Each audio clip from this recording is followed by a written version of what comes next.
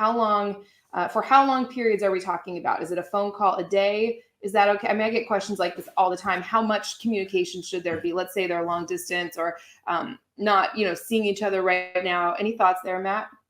Yeah, absolutely. I have lots of thoughts. And the biggest thought that I have on it is to switch things up, because we all have a need for variety, for different things, right? And if you're one of those people who wants a guy to be really kind of like obsessed with you, and thinking about you all the time, think about gambling. Think about going to like a casino and gambling. And if you go to a casino and gamble, the reason that people get addicted to gambling and that they're just like totally like obsessed with it is because sometimes they win, sometimes they lose, different things are happening all the time.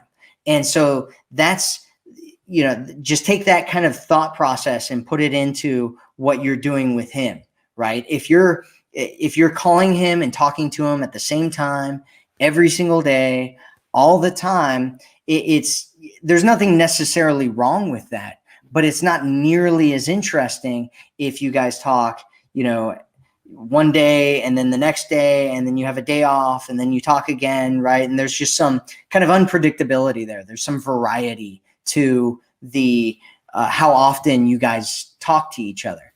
And so, I mean, it kind of depends, right? It depends on what's going on with him more than anything else, right? If he's reaching out, how often is he reaching out to you? How often is he trying to talk to you? And if he's not trying to reach out to you, he's not trying to talk to you, then why are you, you shouldn't be reaching out and trying to talk to him either. Just give him some space, because sometimes people need space, right? So one of the things that I hear all the time from women is they'll say things like, I gave everything to this man and he totally took me for granted.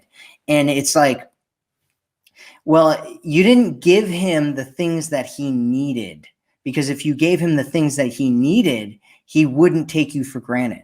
And sometimes a gift that you give him isn't doing something and trying to make something happen and contacting him. It's actually giving him space, and it's giving him the gift of time away from you and getting to miss you and creating some scarcity there so that he starts thinking about you and feeling like he wants to talk to you again, right? And so sometimes what you're giving him isn't what he needs, because if you're giving him what he needed, then he wouldn't be taking you for granted. Mm-hmm. And so you want to make sure that you're giving him the right things. And so one of the ways that you do that is through mirroring. You mirror his interest level in you. You mirror what he's doing with you. And so if he's all over you and talking to you, it's totally okay to, respond to him in the way that he is, pursuing you. But if he's backing off and giving himself some space, you want to back off and give him some space as well, so that you create that vacuum, so that he wants to go into that vacuum, assuming that you had a good connection when you guys did have a connection, and that you're doing all the things that I talk about.